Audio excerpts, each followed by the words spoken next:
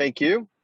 Thanks for giving us an opportunity to present in front of the group. I know we enjoy having these meetings just to help, share some of the technology feedback, recommendations, and ideas, just to help provide some insights into technology, since they can get overwhelming at times and complicated too. So we're hoping you'll enjoy some of the content here that we have. So we're going to cover the top 5 tech trends for healthcare in 2021. And let's see, I think Melissa is on. Melissa, are you on? I am, Retta. Good afternoon, everyone. I am the Director of Sales and Marketing here at Biz Technology Solutions. And we want to thank the chapter, the Winston-Salem chapter, for inviting us to participate today. One of the things that I hope that we can accomplish through our partnership is just learning more about what is important to you guys and hopefully being able to respond and react accordingly. So today we're just going to make this very interactive, and I think Retta, I think you're up next. Batter up. All right.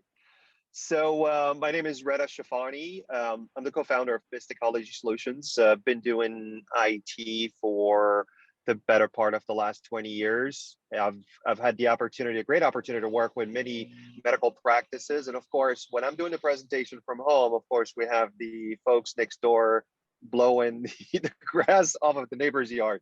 Anyways, they're going away. But right, this is what remote work comes with. But yes, so I've been doing IT support for the last 20 years, working with medical practices, assisting them with some of their needs around electronic medical records, technology, servers, equipment, different things, and really glad to be here today. And Melissa, do you want to talk about the giveaway that we have? Sure. So we are going to be giving away a $50 gift card. Stay to the end because we'll have you register, and then we'll be doing a Facebook Live to announce the winner of the $50 Amazon gift card. So hopefully, $25. Well, somewhere between 25 and 50, because the slide says 50, but the gift card says 25. Sorry, I'm laughing. It's 50.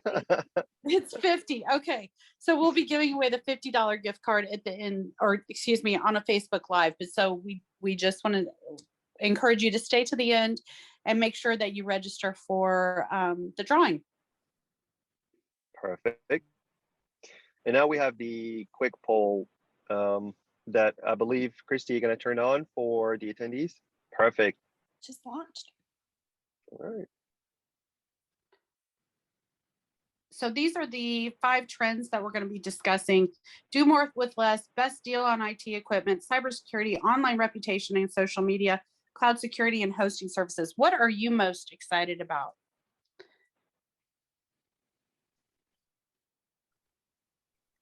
So we'll give folks a second to provide their response.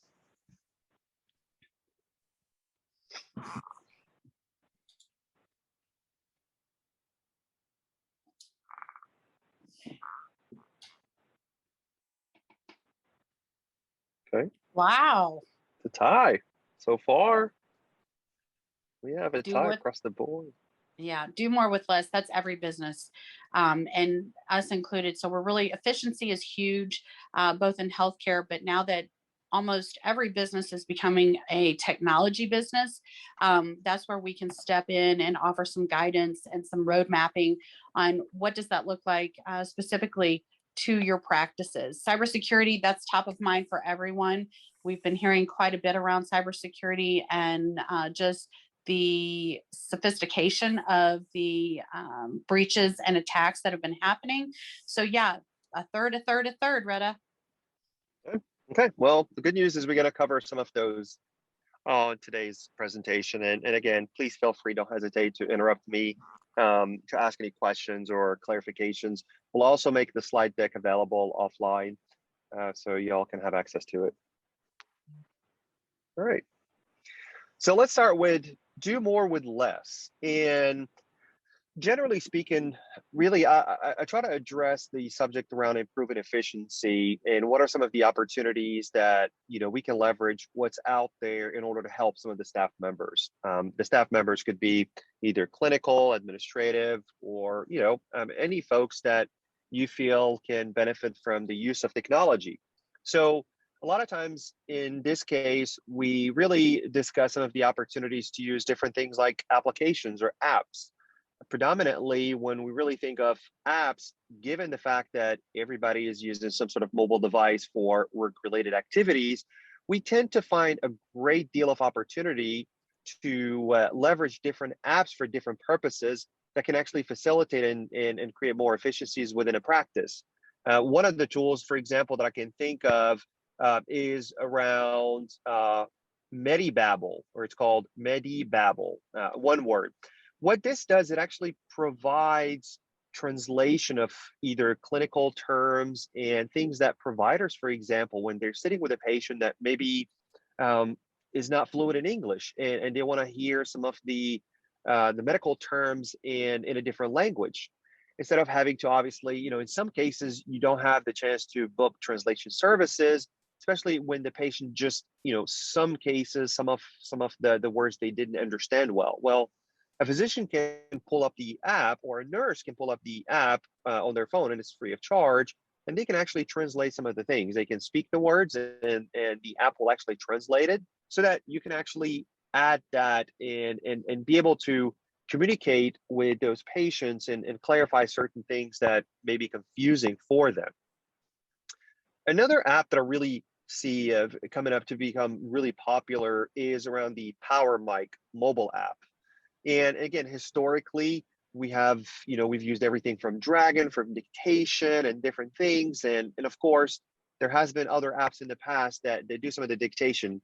The only difference with Power Mic that it offers outside of some of the other apps is it is conversational, meaning that a physician can talk just generally, just like they're dictating a progress note. And then actually the system is smart enough to break it into different sections and make auto corrections and things like that, within the context of a clinical note. So that one was also another great opportunity for, creating more efficiency where, physicians and folks writing notes don't actually have to do it on the system. Another really great app, or I would say more drives and helps with efficiency, is using virtual assistants when it relates to booking appointments. And this is more for the convenience factor for folks that are looking to schedule appointments. And of course, they don't want to dial in because it's after hours. There's a great opportunity for some of the virtual assistants, which are basically these online widgets that patients can go to the website and interact with, literally just chat with them, and then be able to actually book a follow-up or an appointment based on specific rules that you may have in the calendar.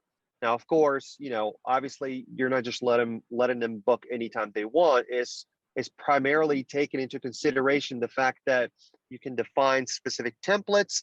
In some cases, even have it integrate with your EMR and scheduling platform in order to ensure that those folks can book, in the appropriate time slots. And again, the convenience factor here where you're doing more with less is you are basically allowing your patients to interact with your practice without actually having anybody available on the phone. You let the system do the work for you. All right. This one, stop wasting money on different licenses and renewals. And we are starting to see a lot more of this, especially when it comes down to having to renew all the different licenses that are related to security, email, cloud hosting, cloud storage, email filtering or spam filtering. You end up having to spend and get different bills at different times. And it's getting harder and harder to keep up with.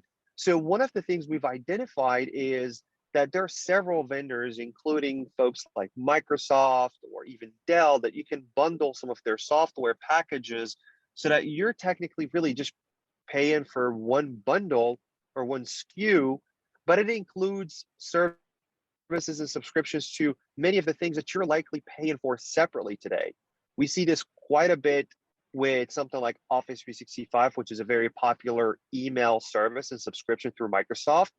But within that package, we're finding that many medical practices are looking for, security services, not only anti-spam and antivirus, but of course, some of the newer packages that do multi-factor authentication to improve, protection of accounts and passwords and so forth.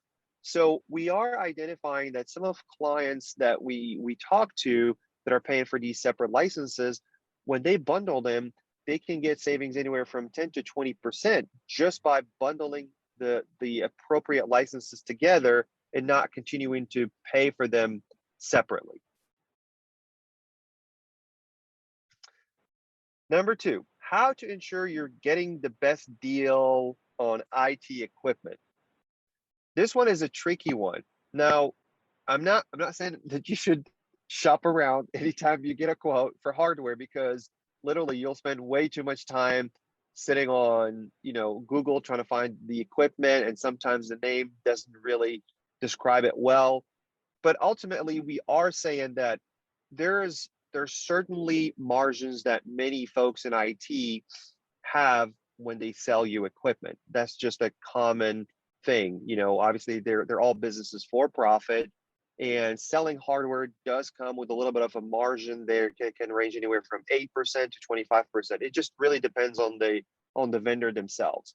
But one rule of thumb is, if you are doing a large hardware purchase where you're spending thousands and thousands of dollars on equipment, make sure you get multiple bids. Even though you're loyal to your current IT vendor, it does not hurt to have another set of eyes from an alternative vendor that can come in and provide you an equivalent quote to whatever IT project that you have that's substantial. Two things you're going to be able to benefit from there in that use case. Number one, you are going to get another price point for pretty much the same equipment that you're quoting with your existing IT.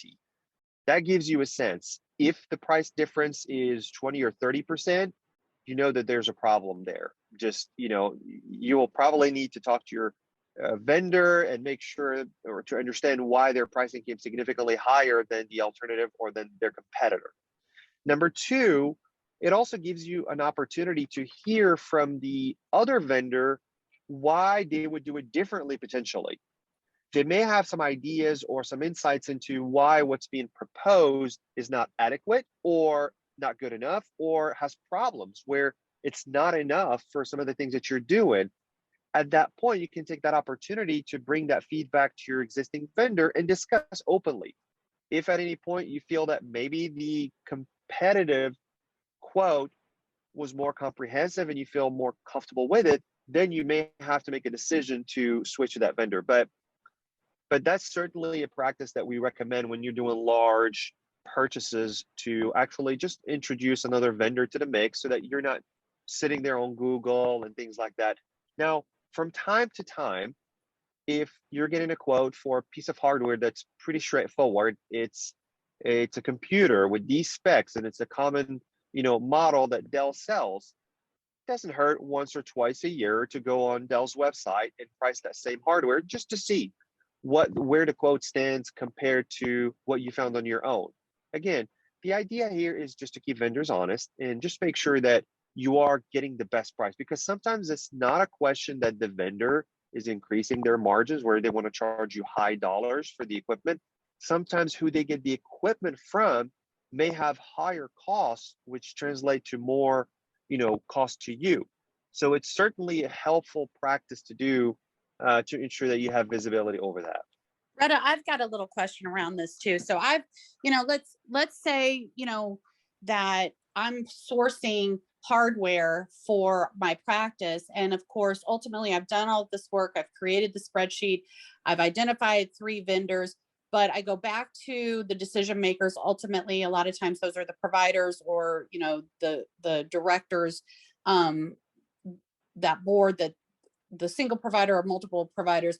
And they're like, Right. why don't we just go to Best Buy? Best Buy has the same things. What's the difference between using an IT partner to provide hardware and those types of services and going to Best Buy? Where are the differences there? Because sometimes I think that's lost in translation.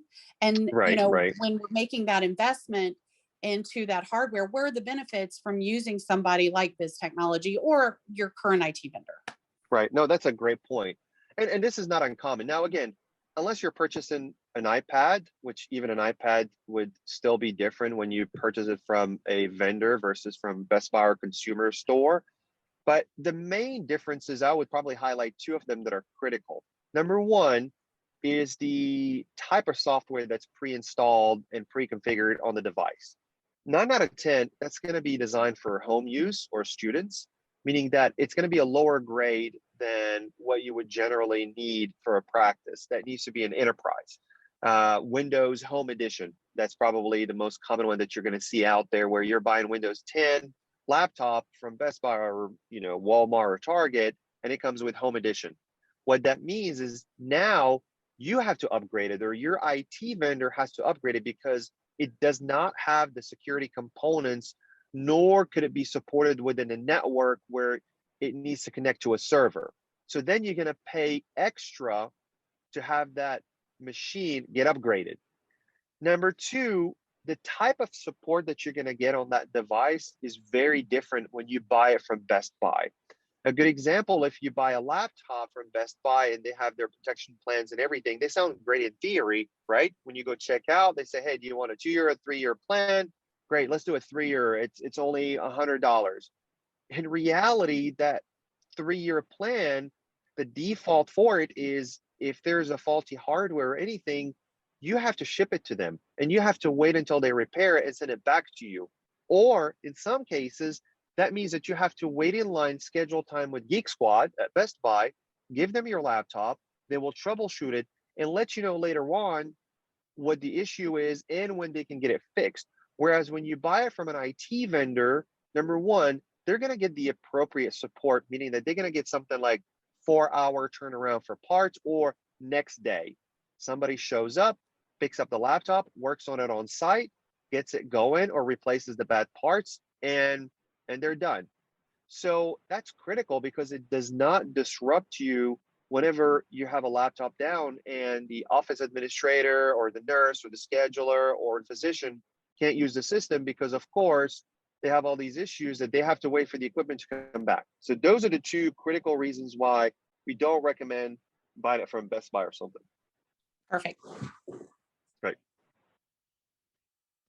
So the next one, again, should you outsource or go to the cloud? And obviously the cloud has been the buzzword now for many, many years. And fortunately for us, where the cloud is today versus where it was 5 years ago, leaps and bounds of improvements, and a number of things have changed. Now, let me just describe what the cloud means, just so that we have kind of an idea, just a general idea of what that means. When you consider, if you're a practice that you have servers in your office and somewhere in an IT closet, those servers are hosted within your facility or within your building or one of your offices. When you talk about hosting it in the cloud, like we're talking about in this slide, what that means is we're doing away with all your hardware, but we're still going to put the servers in a big company's data center where they have hundreds or thousands of servers, and they provide the power, internet, air conditioning, all of that. And all we need to do is connect to their network and then be able to interact and access all those servers just like they were in our facility or in your practice. And again, the beauty of that model and why it's called outsourcing is you no longer have to pick up the phone and call IT and say, hey, the hard drive or the server in the closet is making this really odd noise. Can you come and look at it? It's not your problem anymore. The only thing you have to do is just pay the monthly bill when your servers are hosted in the cloud, and then you expect those services to be delivered to you, meaning that the servers will always run, will always work properly. And anytime you come in the office, as long as you have internet turned on or the internet is still up, you'll be able to connect to those services and work on them fine. So that's what moving to the cloud or moving your systems to the cloud means. We've seen this in a number of things. Whereas, let's say in the past, if you were using eClinicalWorks and it was installed in your practice 5 years ago or 10 years ago, many practices that we interact with today have opted to use eClinicalWorks that's hosted in the cloud or hosted with eClinicalWorks. The advantages of that are that you no longer have to maintain servers dedicated for eClinicalWorks. However, you are paying a monthly fee to the service provider for those services, which is the application in that case. Now, again, it is more cost effective today to go to the cloud option because prices have gone down, believe it or not, even though we generally see the opposite where prices usually go up for goods and services and things like that. For the cloud, as more folks are going to the cloud and there's more competition in cloud hosting providers, prices have gone down. So it is more affordable. Another thing that's nice about it is you no longer have to get that big hit in your P&L every 3 years or 4 years to replace all your servers or do major upgrades. You're doing an OpEx or operational expense every month. You're paying for the service and you're consuming it. And then you can adjust over time. You can either lower if, let's say, you've turned down some of the services and you don't really need all the servers, or if you increased your need because you're growing and you added more facilities, then you're going to pay a little bit more. Some of the other things is that's less headaches with cloud. You don't have to worry about power backup, internet, hardware upgrades or failures. And all these things contribute to why folks are looking and moving to the cloud, just because it's a lot more reliable and less headaches for them. All right, small to mid-sized practices are hackers' favorite targets. Are you on their radar? Well, knowing that hackers are seeing far more successes from targeting small and mid-sized businesses when it comes to ransomware attacks and financial scams, this is very consistent that we're seeing now. They're no longer going just after the big companies. They're going after the small ones because small business recognize how critical their systems are and how they can jeopardize their operations if they go down. And when we talk about ransomware, this is when your system gets wiped out or encrypted, and you're not able to use any of your files or any of your applications. This is what a ransomware attack does. And the reason it's becoming, more obvious now is because hackers have constantly developed new ways to trick people into either clicking on the wrong links and getting rerouted to a website that has malicious code, or sending scam emails or fake emails that redirect folks to a page where it asks them to sign in, and then they steal your credentials and then turn around and use that information to get other folks infected within the company by sending emails on your behalf. Now, in just from January, 2020 till now, there were over 500,000 patient records that were leaked out or compromised just in North Carolina. It's 500,000, records out there, downloaded, stolen, used by hackers. And this is only what's been reported to the OCR, the Office of Civil Rights, which handles data breach cases for medical practices. Now, could there be more? Absolutely. Have some practices maybe not reported some of the incidents, not thinking that maybe they're technically data breaches? Possibly. Are practices being hacked as we speak, or hackers are in their networks without them knowing? Absolutely. It happens more frequently than you think. In fact, they say that on average, there's over 100 days of activities of hackers in a network as they're trying to learn about your infrastructure and your system before they actually, encrypt your files or harm your network, or before you're aware that it happened. So it can happen to anybody, unfortunately. But at the end of the day, there's certainly ways that will help keep you protected using the appropriate tools, using a number of different options that are out there, like employee education, to make sure folks are not clicking on the wrong links and falling victim for the scams. that will help improve your protection. I love this slide just from the picture at least. So online reputation and social media. And and this is the part where, when we talk about online reputation, social media, it includes a number of different things. It includes online reviews where content is being posted about the practice and feedback about physicians or nurses or staff, even though at times you really want to respond to somebody posting a negative post and thinking they're wrong, that's not how it went, or we did what we can to take care of them, but they're just being ungrateful or they're being rude for no reason, and you want to respond. But ultimately, those are things that folks see out there who are looking for medical services. So it becomes very important to manage social media and your online reputation appropriately so that it does not hurt the practice or patient traffic or patient volumes coming into the practice. So that's a really important aspect of this. How to manage your online reputation? Well, there are a number of services out there that actually can help you. And a lot of them, what they do is, I'll pick on one example is Rep Checkup. And again, there's plenty of them out there that this is what they provide. But the intent here is to monitor any posts that are done against your practice, whether they're Google reviews, whether they're things on Facebook, Twitter, and WebMD, and a number of different places where folks can rate their experience within your practice or their interaction within your staff. And then that information then is shared and folks have visibility over it. Now, reputation management allows you to keep an eye on those things so that, number one, even if it's a positive feedback, you want to respond to it and acknowledge it and thank them.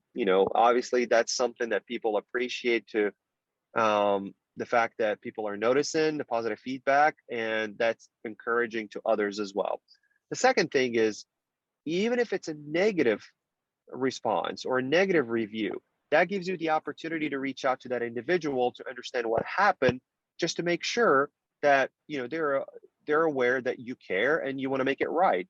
Whether if it's a rude patient at that point, having that phone call may not necessarily change their mind about going back and correcting the post, but you've done your part and understood that the staff and everybody have done everything they can in their power to make sure that patients have a great experience. And this just happens to be a difficult patient, and not much you can do there. But ultimately, there are tools that will allow you to manage the online reputation and see it through one portal and one service, instead of you having to go to all the different websites separately and then review what the feedback is. Using social media to market your practice. Now, again, social media is a great avenue to communicate to the community on what's going on with your practice. You can share exciting news like, adding or bringing in new providers to the practice. You can also use that to announce new services, or maybe a new location opening, or changes in hours, working hours. Or you can actually leverage social media as a recruiting tool, and things where you're posting events that you're doing for the staff, or charities that you participate in, or fun activities where you bring the staff lunch, celebrating birthdays and things like that for the staff. Not only that makes the staff feel great because they feel like everybody's engaged and they're being noticed and taken care of, but also the talent out there. You can attract talent by showing them that your practice is fun. People that work there are enjoying themselves, and there's definitely perks to that. And that can help in that way as well. So social media can be both an avenue to attract more patients, but also an avenue to recruit talent and folks that otherwise wouldn't know who you are because you're not leveraging that. All right, number 5, cloud security and hosting services. And the emphasis here is on security, because one of the big advantages that we're seeing when it comes to leveraging the cloud and the security services in the cloud is the simple fact that it gives you access to powerful security tools that otherwise you would have to invest thousands and thousands of dollars in order to have the same services, internally. If you were to contact your IT vendor and said, I want to purchase, let's say, this security offering on our firewall or to protect some of our medical record servers, the range and price for some of these tools can go anywhere from $3,000 to $50,000, in some cases even more. Well, the reality is you have to make the investment in that if you want to do it internally. However, when you subscribe to some of the cloud providers and look at their security offerings, whether it's Amazon or Microsoft or some of the other ones out there, what they offer is a subscription to those same services that you would otherwise pay a lot of money for up front. And all you're doing is you're going to pay a small monthly fee and you'll be able to take advantage of it so that you're benefiting from enterprise grade tools that can protect you and strengthen your protections, and also not have to pay an arm and a leg for them.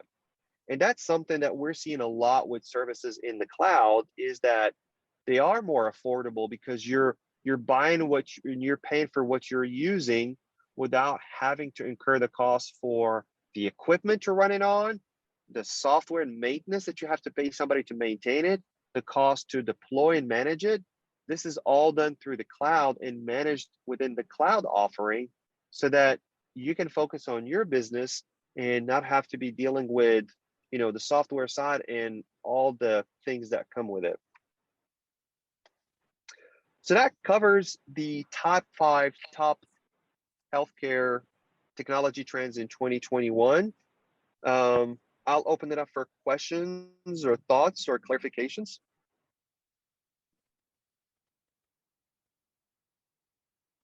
Retta, I have a question. So when someone has their EMR hosted in the cloud, is there still additional security measures that they need to take or are available for their other services, or will that create the security posture that they need in order to protect their data? No, I think that's very relevant question, and I think this probably touches on the security heavily. So we've had this recent incident, and sometimes technology, the convenience of certain things are the downfall of other areas. I'll give you an example. So there's a practice that we worked with down in Florida, and they reached out to us just because they had an incident that they wanted somebody to investigate outside of their internal IT team. And they're using a very popular EMR package that is hosted with a third-party vendor or the EMR vendor themselves.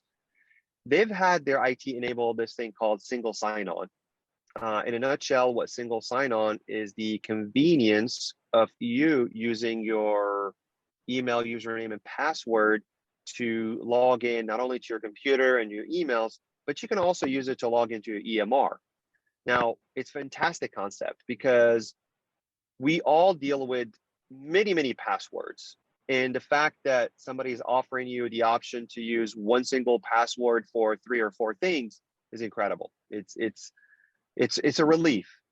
Well, unfortunately, not so much for this group, because the issue was that somebody's account was compromised, and one of their staff members basically somehow clicked on a link that they received in an email, and that link redirected them to a generic web page for, to sign in to get their voicemail, quote unquote, even though we do get voicemails as email attachments, but it redirected them to this website. So they didn't think much of it.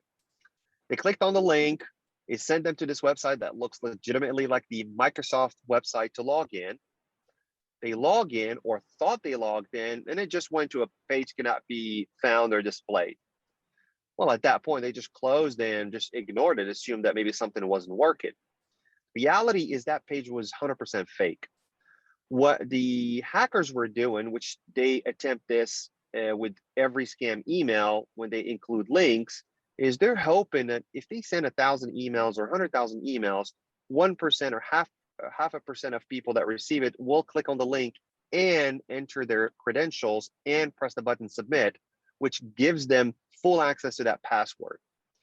Now, in the case of this group, what happened after that individual has unfortunately clicked on the link and shared their password is that hackers were able to use those same credentials and were able to access the EMR record. And what they did at that point is, because they have single sign-on turned on, they were able to analyze emails and see how information within the emails gave them the hint that these folks, have some of these things set up so that they can use it. So they were able to access emails. Now, the only reason this was detected in the first place, and it was way after the incident did happen, is that they noticed that a lot of information was being transmitted from this email address, across continents, where emails and files were being uploaded and moved somewhere in Asia. And they thought that was highly suspicious. That person has not gone on vacation and hasn't traveled to Asia, so it didn't make any sense. And as they started to dig and dig, they found that somebody was logging in frequently, analyzing the mailbox, looking at emails, and then sending additional fake emails with fake links to others outside the company or the practice, and then deleting those emails after they were done. That raised all sorts of red flags. They knew that the account was compromised. Then they reached out to their EMR vendor and said, hey, can you give us an audit log of this individual and see if when they access and what IP address they use to access the EMR? Sure enough, they did find traces that, in fact, the EMR was being accessed by the same individual, but from an IP address that was in Asia. So at that point, they had to obviously reset the password, block the account, do all of this, but they couldn't really tell exactly, if anything did happen in terms of major downloads of records and anything, but they knew that whoever had access to that account did log into the EMR, did look around the EMR and things like that. So that was a major security incident. And the reason I brought that example, Melissa, is you mentioned, well, if your EMR is hosted online, do you really have to worry about security and everything? You always have to worry about security, unfortunately, because you could have it hosted somewhere else where they promise you that they will protect your system. However, the reality is a virus could be installed on your computer and a hacker could be taking screenshots of the EMR or the content on the screen, which is, protected health information. So those are some of the caveats that when it comes to security, you want to have that conversation with your IT team and find out that your current provider understands security and some of its risks. Make sure you're comfortable with some of the answers that they're giving you. And don't hesitate to bring in a third party to do an audit or an analysis just to give you a sense of if you're protected or not. Okay. Any other questions or conversation around the top 5 technology trends for healthcare?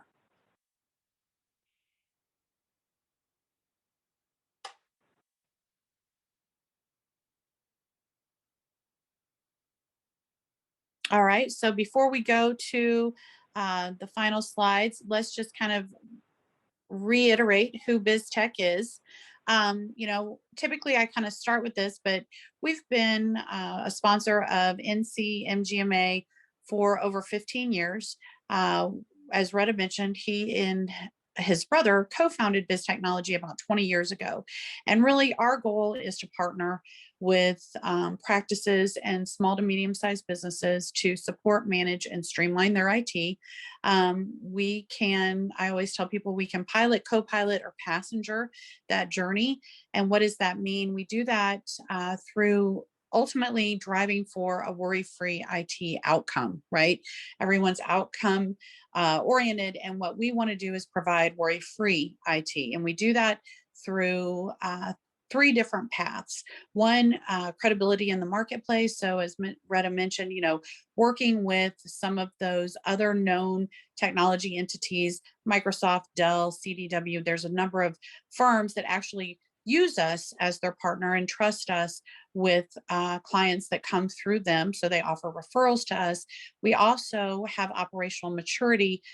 So we've been around for 20 years. We've put together accountability standards and processes internally to drive for that worry-free IT outcome. And then we also have what we call a unified business solution. So while we can be your outsourced IT department, we can certainly work in collaboration with internal IT team members. And then ultimately, we have an application development team that can drive for creating some of those business analytics, automation, and ultimately looking at crosswalking your EMR into other systems that may perhaps need that single pane of glass view and dashboard for decision making as it relates to your practice. So just kind of giving ourselves a little pitch there. But ultimately, I think most of you have probably been familiar with who Biz Technology Solutions is. And I just want to reiterate that we appreciate the ongoing relationship with MGMA. We're looking to get more active in our local chapters. You know, we've been pretty active at the state level and we're still a member. But I think ultimately getting in and understanding what's important to you is really our goal for creating these opportunities for education. So I do see, do we have one more question? Let me look. Can you discuss additional security measures around staff working from home? Retta, can you discuss that a little bit? Yeah. So with staff working from home, a number of things that we want to identify is, number one, are they going to use their personal devices? Home computers, things like that, because that gets a little bit tricky since those devices may not necessarily have, software or antivirus or some of the things that are really a must-have on any computer that touches medical records. So the first step is to make sure that you do have a policy in place that either requires them to have certain protections, and you can work with your IT team to make sure that those protections are like antivirus and a few other things if they're going to use their personal computers. However, we always recommend sending them a laptop, and they're inexpensive, where if they have a laptop and they work from home, then making sure that that computer that they're using from home has all the same protections as the ones in the office. Because ultimately, what we want to make sure is any communication that comes out of that laptop is encrypted and protected, but we also want to make sure that that computer is of course protected as well with the appropriate software tools and everything. The other part is we also recommend, and I know this can be uncomfortable for some folks, but we also recommend locking down the machine where it's not a device that has free reign on the internet, meaning that people can go to streaming websites and things like that. The reason we do that is it discourages potentially family members. I have a 14-year-old, and every once in a while, they'll pick up my laptop, open it up, and want to go online to find something. Well, first of all, I don't give him access to any of my passwords anymore because he's done it a couple of times, and I don't want somebody going on Amazon shopping using my credentials. So that's the good news. So again, a policy to ensure that the devices are password protected and none of those passwords are shared with family members. Number two, filter, the traffic that those your devices can go to. The same way where at the office, you expect your staff not to go to gambling websites and, all these different websites. You should have the same policy if they're going to use a computer from home. And that will also discourage, other family members from jumping on them and saying, oh, here's a spare computer. I don't have to wait for mine. Or this is a faster one. So those are probably some of the things that we would recommend. Most IT firms have what they call BYOD, or bring your own device policies, or CYOD, choose your own device, where you're supplying them with a laptop. Those policies are incredibly valuable. I would highly recommend asking your IT provider to give you some of those policies that you can provide your employees who are working remote, because that will spell out all the criteria so that even when they're working from home, you don't have to feel like you're more vulnerable, because ultimately, with appropriate policies and precautions, you will be protected. Okay, great. Thanks so much, Retta. No problem. Any other questions?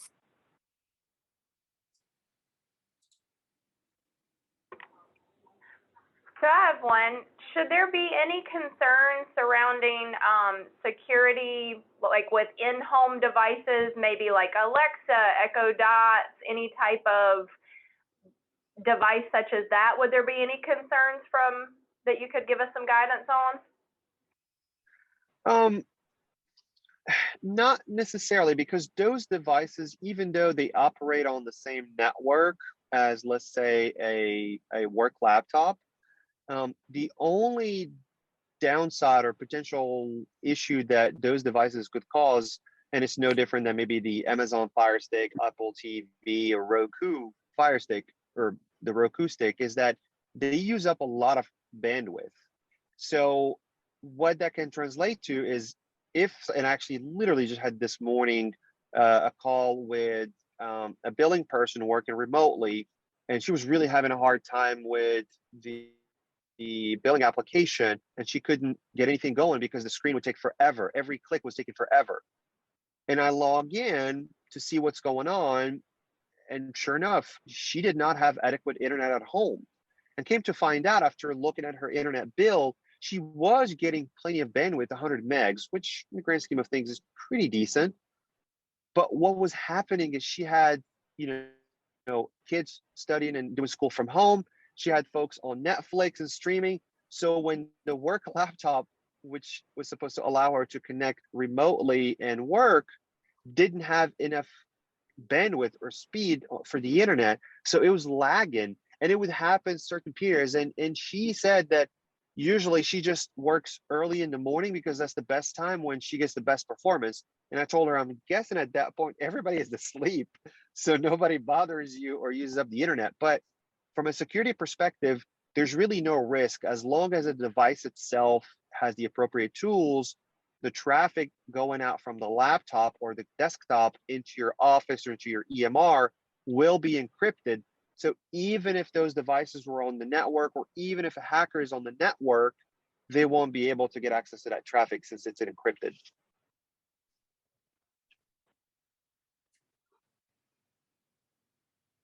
A great question.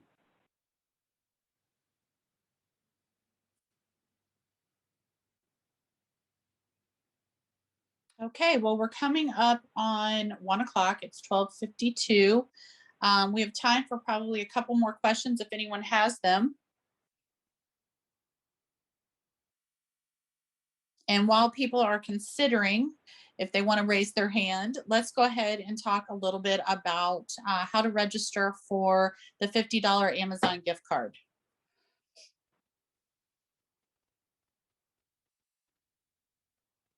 I think that's the next slide.